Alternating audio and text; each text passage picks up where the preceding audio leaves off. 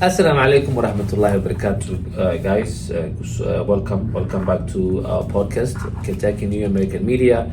Today, I have a special guest, Ben Goldman, right? Yes. Benjamin Goldman, or Ben, is it okay? So, Ben, please tell us yourself, who is Ben? And, Sure. what you do.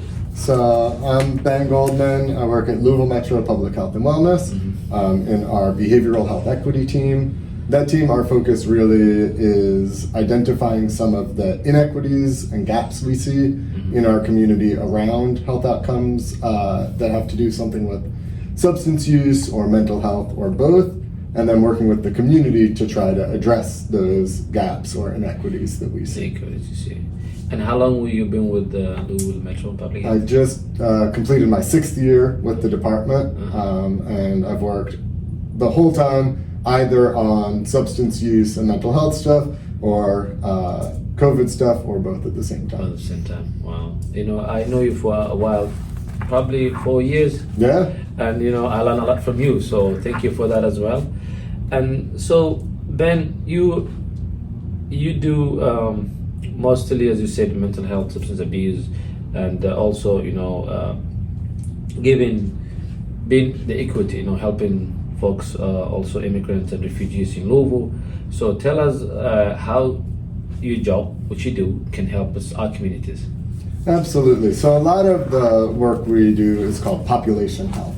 So we're really looking at trends in the community, which populations are being most impacted by which issues, what are we seeing, are more people dying of a disease or a negative health consequence this year than last year.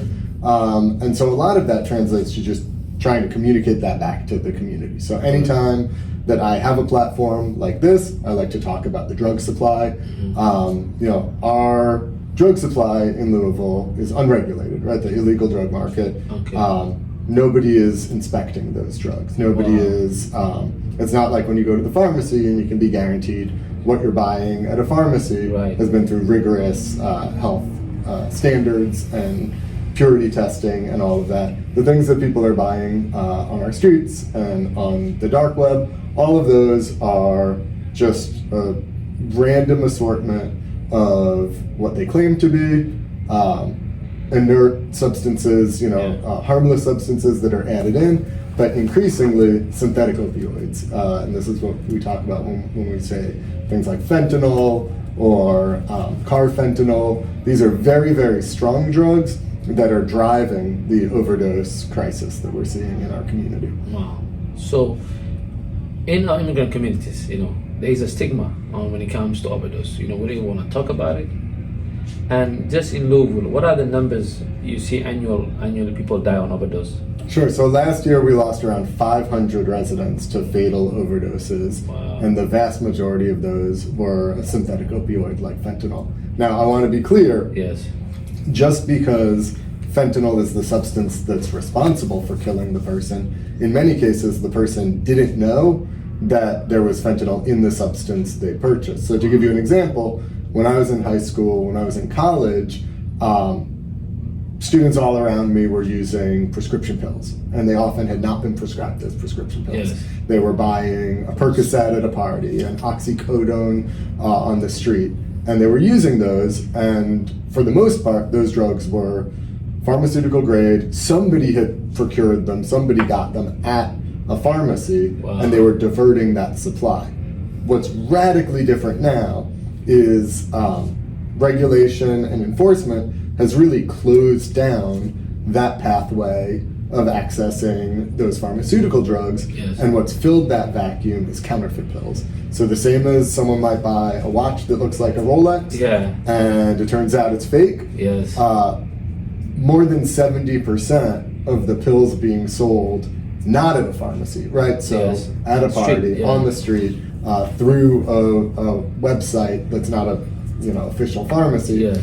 Those are tainted with synthetic opioids. So people are taking what they think is a Xanax, what they think is a Percocet, what they think is an OxyContin, and what they're actually getting is an incredibly high dose opioid that's leading to their death. So I think your point about stigma is really an important point.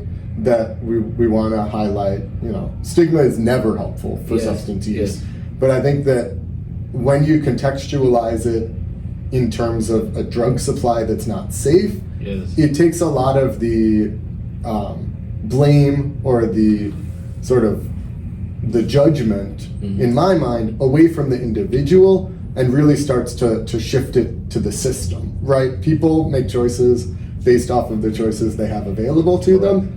If my friends growing up, if they were getting drugs in the drug supply that we see now, most of them would be dead, right? Wow. They weren't checking their drugs to see what they had in them. They were taking any pill they could get their hands on. How can we stop this supply thing, enforcement? Do you think the government can help control this? I mean, these websites or the way, how did this come into the community, this over the counter fake pills? To be honest, I think what the past 70 some odd years of the war on drugs has shown us is that focus on the supply does not serve our community. Okay. So, I mentioned before the overprescribing of opioids, the flooding of the market. While that created a lot of harm, and while that increased the number of residents who were experiencing opioid use disorder, who were being fed misinformation by doctors, we actually saw an increase in overdoses when the supply to those opioids and pharmaceuticals was cut off. And the reason for that is because addiction and people with substance use disorder, they are highly motivated. Addiction makes you highly motivated to access the substance, right? Your body becomes dependent on it. Right. Withdrawal symptoms are extremely severe, and many people are self-medicating. They're taking that medication to address an unmet physical or mental health need that they have. Yes. So cutting off supply, what we saw, there was a demand for drugs. Wow. And where did people go? Well, they couldn't get pharmaceutical grade oxycodone. They couldn't get pharmaceutical grade Percocet. What did they buy? They bought black tar heroin. And we saw a huge a decrease in overdose deaths associated with prescription pills, but an increase in overdoses related to black tar heroin. Right. And again, enforcement stepped in. They did a great job dismantling the drug supply of black tar heroin coming into our community. Now we have virtually no heroin overdoses, but we have more fatal overdoses in our community because of the synthetic opioids that took their place. So I think that while there's a place in the conversation for how we manage the drug supply, enforcement alone will never solve this problem, right? The substance use that we see in our community, a lot of it is a symptom of a much more serious social issue, and cutting off someone's supply to substances is inadequate to address that root cause. Wow. I mean, that also goes back to, when I was young, when I was like 7 years old, I was going to a refugee camp, okay? And as soon as we got off the bus, I was with my family. It was Kakuma refugee camp. And when I get off the bus, the first thing I seen, I still remember, was a big billboard that says, "Prevention is better than cure." And it still stuck to my head till today, but it was for HIV. But I use that method all the time because prevention is what is way better than cure. So in public health, on our communities, so we should focus on prevention as well, right? Yeah, I think absolutely long term, the only way we're going to address the large number of people who are in chaotic substance use or experiencing a substance use disorder is making sure of three things. Right? First, we want to make sure that every young person is receiving some sort of evidence-based prevention programming. And it doesn't have to be targeted specific to opioids, but it's really focusing on cultivating those social emotional skills, helping young people learn how to regulate their emotions, helping young people to understand, the drugs are everywhere, right? Their parents probably use drugs. Yes. I drank coffee before I came here. Caffeine is a drug. I got mine too. Right? I have a 7-year-old And she asked me, why, when you drink beer, do you have a larger bottle, but when you have bourbon, you have a little glass? And it gave me an opportunity for a really interesting conversation to talk to her about, both of these contain the same mind-altering substance. The beer, the concentration is much lower, right? This is 5-6% alcohol. Yes. This small glass of bourbon has the same alcohol content. And I think, stigma, what you said before, like a lot of people feel uncomfortable having that conversation. They think, oh, well, I don't want to tell her what alcohol is, that it actually like relaxes me a little because then it's going to make her want to do it. Yes. Well, as with sex ed, right? As with HIV, not talking about the problem has never been an effective strategy for prevention, right? So having those honest, fact-based conversations, I do use mind-altering substances. Here are some of the ways that I make sure that it doesn't harm me. Correct. But I'm not ashamed. I'm not ashamed that I have a beer at the end of the day. Yes. Right? And I don't think people should be ashamed of that. I'm not ashamed that I have coffee in the morning. And my daughter knows if I don't have coffee in the morning and she comes at me, she wakes up wide awake, I'm going to be slow to process until I've had my coffee. Correct. And I think it's a fact of human beings that we use substances. There's no culture in history that didn't have some sort of substance. So I think shifting the conversation to those consequences, to the risks and to the harm is a really effective tool in prevention. I think the other really important pieces are, making sure our young people have access to mental health care. Yes. And particularly our young people who have experienced trauma, who have multiple adverse childhood experiences, and who have, potentially mental illness. The earlier in their life that they can receive mental health care, the less likely they are to develop a substance use disorder as a way of self-medicating. That. And then lastly, is really, again, I mentioned systems before, environmental, right? Like, as a community, what kind of after-school programming do we have available for our young people? What kind of extracurricular activity? If young people have that critical time block of 3 p.m. to 6 p.m. open with no structure and no parental supervision, the risk that they're going to find something that has risks that are higher than we want our young people exposed to is much higher, right? And so all of the, it's important that we talk about drugs, but it's also important that we talk about health promotion, right? If our kids are out playing soccer, then they're not using substances in that moment. They have something meaningful in their life. And then if they do experiment with substances, well, I had a friend in high school, and he was an avid swimmer, very competitive. And he, during season, wouldn't drink a drop of alcohol, right? And so he wasn't avoiding alcohol because he thought drinking was wrong. He was avoiding alcohol because he was able to see the difference in his athletic performance when he had drank the night before relative to when he hadn't. So even that, right, it's not all or nothing.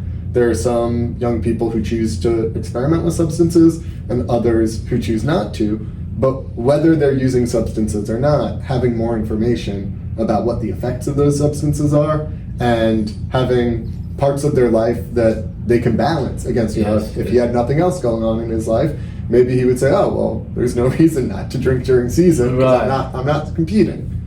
Wow. So it's all about lifestyle, as you said, is your lifestyle. So then substance use disorder, even in my community, let's just say in Somali community, it increasingly every other year. The more I see, the more people who are becoming more addict, mental health. And so I'm thinking, why? I asked myself why, and I couldn't answer that. Because as we increase the year, the people who are becoming some seasons are up there. So what do you think about that? Why do you think that's happening? I think a few things are taking place. I mean, one is just awareness, right? Awareness, yeah. Substance use disorder has existed as long as humans have existed. Wow. But, 50, 60 years ago, it was very hush-hush, right? Someone would quietly drink themselves to death in their home, and, they died of liver issues. Correct. It's like, well, they died of alcohol use disorder, and that's again, right, like nothing to be ashamed of, but if you're not talking about it in that relation, in a non-judgmental way, if you're just saying, right, like, well, he had a bad liver, you know, then you're not able to recognize, oh, you know, my uncle had a substance use disorder, right? So I think some of it is just, it's more acceptable to speak about it. Yes. I do think with mental health, our young people are experiencing sort of a very serious increase. And there are lots of different proposed hypotheses for why. It predates COVID, but COVID really did accelerate some of that.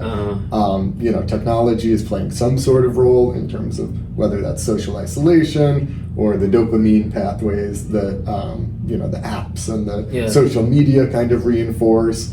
Also, many young people feel pretty despondent about the future of our planet. And, you know, I think that it's hard for me to imagine being a young person now. When I was growing up, we had abstract concerns about the environment. We were worried about a very specific issue with the ozone. We were worried about landfills. You know, we were worried about poison in the water.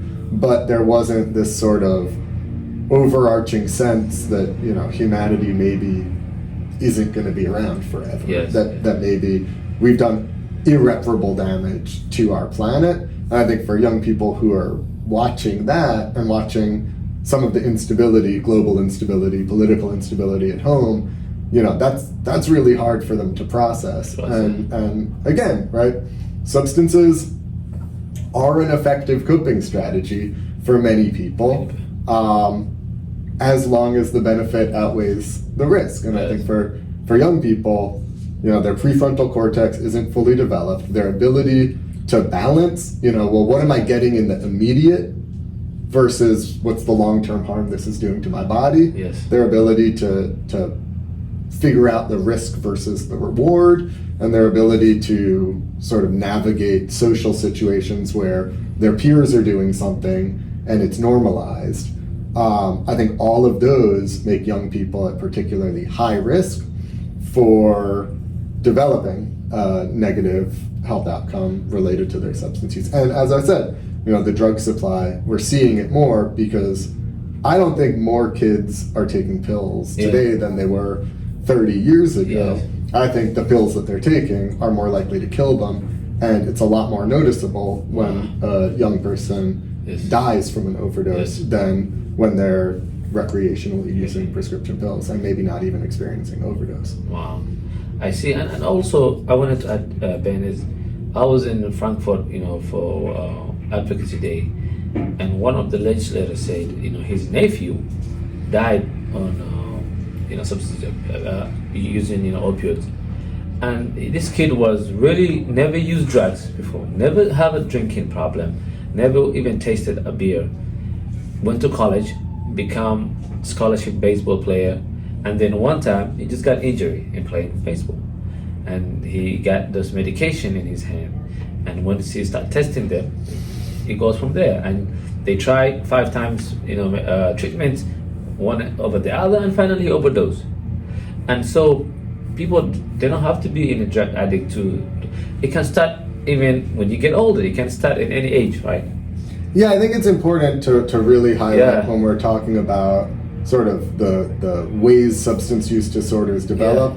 I think it's important, and I'm glad that these stories are being shared of star athletes and people who, you know, our society really values. But I kind of push back sometimes against those narratives. I do think those stories are important. And also, there isn't a person in our community who dies of an overdose who wasn't a worthwhile, cherished member of our community. And their pathways to developing a substance use disorder or not developing a substance use disorder, you know, I think those matter. But a person who's injecting heroin 15 times a day and dies of an overdose is as much of a tragedy. And I think that the sort of what we know about trauma and its link to developing a substance use disorder, what we know biologically about how humans and some bodies in particular become dependent on substances, and how really difficult, both in the brain and the rest of the body, it is to break that addiction. You know, I think it's important to highlight nobody deserves to die of an overdose. And, you know, the fact that there are higher profile, more connected residents dying of overdoses brings more attention to the issue. We should all be worried about this. It is affecting all of us. I also think it's really important, you know, the person who develops a substance use disorder because they experience houselessness and use unregulated substances on the street, you know, they're just as worth saving as the person who found a legal source of using prescription pills and then developed a substance use disorder. I think the same biological process is at place, and the same biological process is putting them at risk of dying.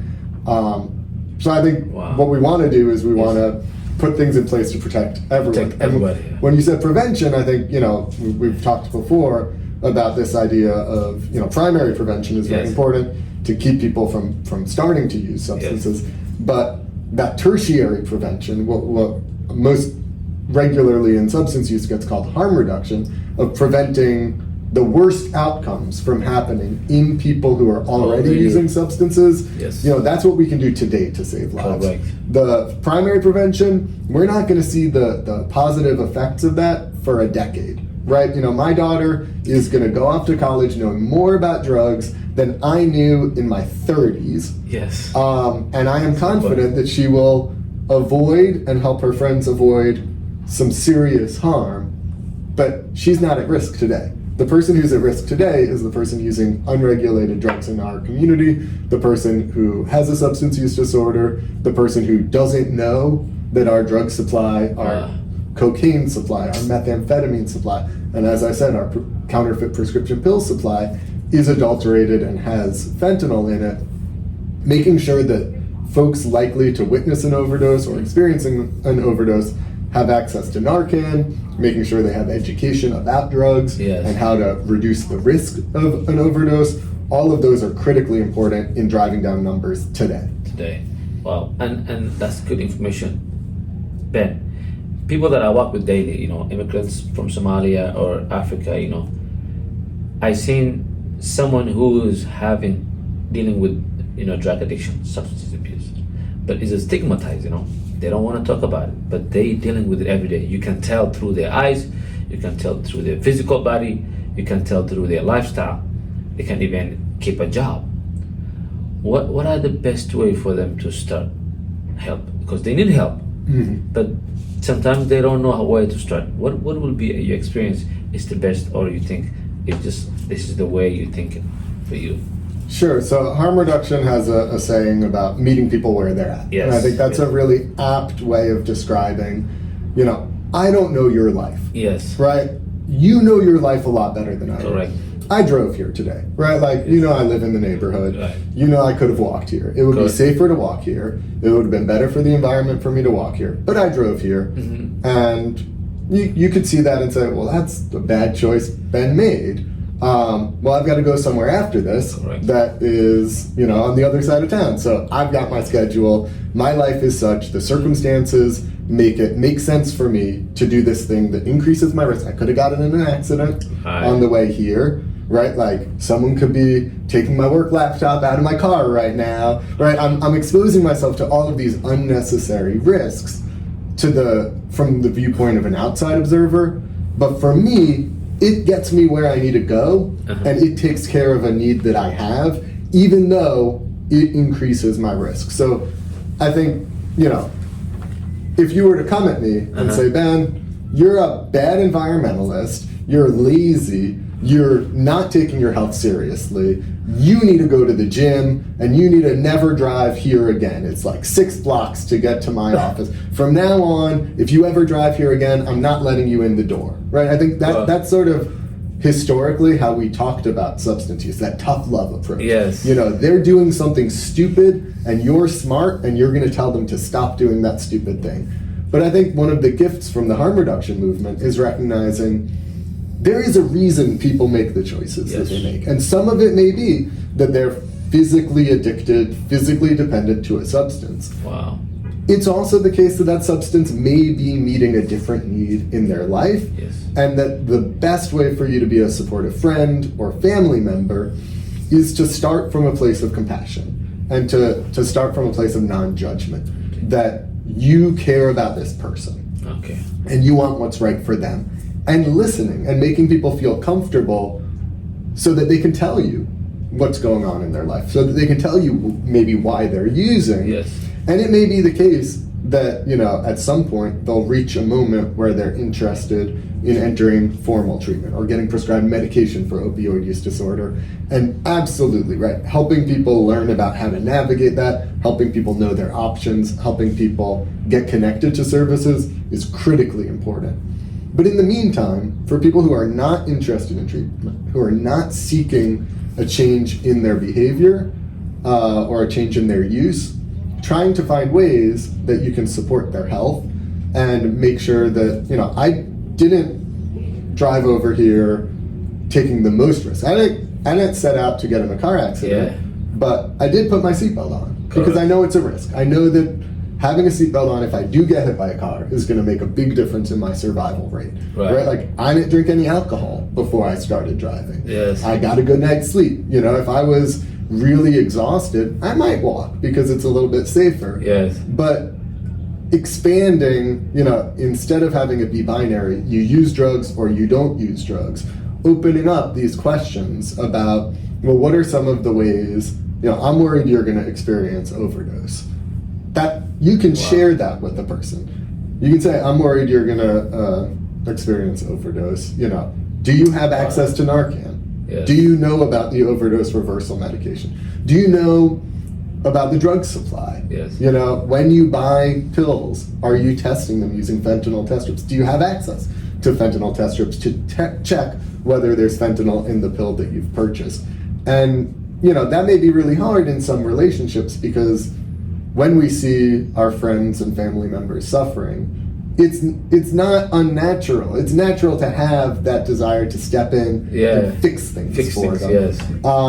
But as with any health, if you were worried about my cholesterol and you started shaming me every time you see me in the community eating a cheeseburger, what am I going to do? I'm going to start having the cheeseburger at home. I'm going to get it to go. I'm going to say, I don't want Mr. Farhan seeing me and yelling at me, so let me drive this underground. And we see the exact same thing with the stigma around substance use. And really, this sort of moral judgment that we put on people for having a substance use disorder, we would never tolerate that for other health issues, right? You would never stigmatize a person for developing cancer, even if they develop that cancer from smoking for 30 years. Yes. Smoking a legal substance for 30 years that's, manufactured in our state, marketed to people in our state. We know at that point it's not helpful to yell at some. They've got lung cancer, support the person. Yes. So I think that's a really important one. And I think also just people educating themselves on sort of what are the different drugs in our community, what are the options for a person, who uses opioids if they want to pursue medication for opioid use disorder. There are 2 FDA-approved medications that cut the risk of fatal overdose by 50%, right? And people can access those medications and immediately reduce the likelihood that that person dies of an overdose. And also address their cravings, address their withdrawal symptoms. Yes. So when somebody is ready to make a change, being able to then, instead of let's start looking into what the programs are now, someone says, Farhan, I'm ready to cut down my use. Or, you mentioned there's that program where I can get a medication that'll treat this like any other medical issue. How do I get connected with that? Wow.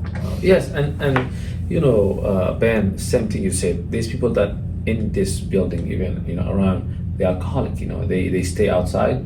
I'm friend with them. I don't judge them. I'm always welcome them. They talk to me. They're open to me more than somebody else because I'm listening to them. But at the same time, they fear to get out of what they're at because of, as you said, withdrawal. They fear withdrawal. They fear that. Plus, they already been shamed, and they don't care. They're in a level they don't care, you know. So those type of people that feel like majority of the community members are pushing them out of the way, you know, as you said, you know, introduce them to all those different, you know, medications that they can take to replace. Is that, but the ones I'm talking about is more alcohol issue. So is there the same thing? Is there medication for alcohol as well? So our medications for alcohol work a little bit differently. There are medications, and they are FDA approved. For alcohol, unlike opioids, withdrawal from alcohol can be fatal. Wow. So really, for a person who's developed an alcohol use disorder, just quitting cold turkey and kind of gutting it out the way a person might do if they're addicted to heroin, that could kill them, right? So really, at bare minimum, they're going to want some sort of supervision and access to higher level of medical care. But that doesn't mean they can't reduce their use, right? They can't gradually taper off. But in terms of just like thinking about that immediate cutting off, like that's something that we would recommend some medical supervision for. But also many people who develop an alcohol use disorder are able to gradually reduce their use and reach sobriety that way. And again, I mean, in their case, as with people who use opioids, one of the things that's most predictive of success is having supportive people in their life who they're connected to. Right?